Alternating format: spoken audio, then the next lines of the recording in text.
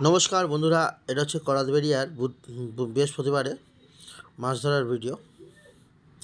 তো দেখতে থাকো বন্ধুরা, কিরম মাছ খেয়েছে না খেয়েছে। অ্যাকচুয়ালি আমি ওখানে ছিলাম না, ওখান থেকে ভিডিও করে পাঠিয়েছে। মোটামুটি মাছ খাওয়া শুরু হয়ে গেছে। তো আমার কাজ হচ্ছে কিরম মাছ খেলো না খেলো এটাই দেখানো।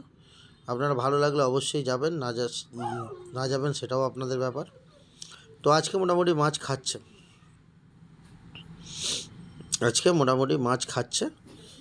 যা মাছ খেয়েছে মোটামুটি সাইজের মাছ খেয়েছে।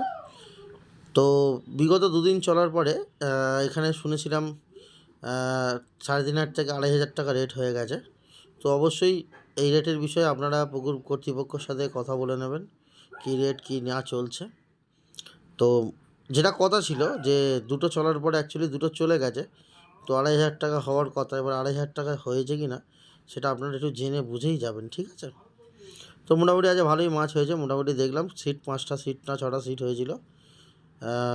এক পক্ষের কথা শুনেই আমি বলছি, দুপক্ষের কথা বলছি না।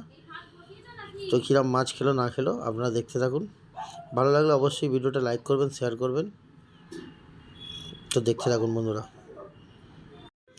সুজির টোপ, 3 গাজা 4 গাজা ছিপ এখানে পড়ে।